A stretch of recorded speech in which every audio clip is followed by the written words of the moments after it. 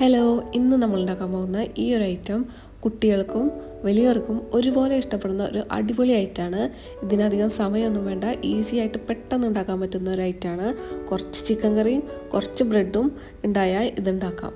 അപ്പോൾ ഇതിന് ആവശ്യമായ ഇൻഗ്രീഡിയൻസ്: ഒരു ചെറിയ പീസ് ക്യാരറ്റ് ഇതുപോലെ കട്ട് ചെയ്തെടുക്കുക, പിന്നെ ഒരു സബോള പൊടിയായി അരിഞ്ഞത്, പിന്നെ ഒരു പച്ചമുളക് കട്ട് ചെയ്തത്, ഞാനിവിടെ എടുത്തിരിക്കുന്നത് ഒരു 5 പീസ് ബ്രെഡാണ് എടുത്തിരിക്കുന്നത്, പിന്നെ കുറച്ച് മല്ലിയില. ഇത്രയും സാധനങ്ങൾ മതി ഈ ഒരു ഐറ്റം ഉണ്ടാക്കുന്നതിന്. അപ്പോൾ നമ്മൾ ഈ ബ്രെഡ് ചെറിയ ചെറിയ പീസാക്കിയിട്ട് മുറിച്ച് ഇതുപോലെ മാറ്റി വെക്കണം. എന്നിട്ടൊരു പാന് അടപ്പത്ത് വെച്ചിട്ട് നിങ്ങൾ യൂസ് ചെയ്യണ ഏത് ഓയിലാണോ അതൊഴിക്കുക.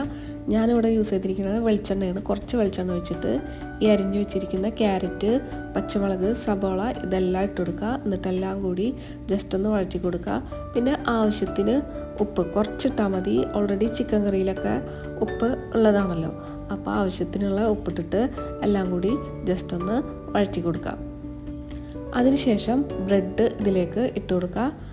എന്നിട്ട് എല്ലാതും കൂടി നന്നായി ഒന്ന് മിക്സ് ചെയ്യുക. ഇതെല്ലാം നന്നായി മിക്സ് ചെയ്തതിന് ശേഷം ചിക്കൻ കറിയുടെ ഗ്രേവി ഇതിലോട്ട് ഒഴിച്ചു കൊടുക്കുക. പിന്നെ എല്ലില്ലാത്ത പീസുകൾ എടുക്കുന്നതായിരിക്കും അധികവും നല്ലത്.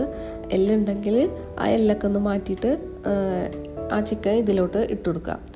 പിന്നെയും നന്നായി മിക്സ് ചെയ്യുക. ഇനി ഇതിലോട്ട് ചിക്കൻ കറിയുടെ കുറച്ച് ഗ്രേവി ഒഴിച്ചു കൊടുക്കുക. വീണ്ടും നന്നായി മിക്സ് ചെയ്യുക. ഇത്രയുള്ള പരിപാടി കഴിഞ്ഞു.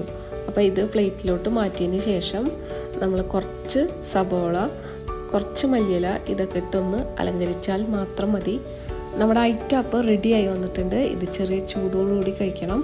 ഞാനിതിലോട്ട് കുറച്ച് മല്ലിയിലയും സബോളയൊക്കെ ആഡ് ചെയ്തിട്ടുണ്ട്.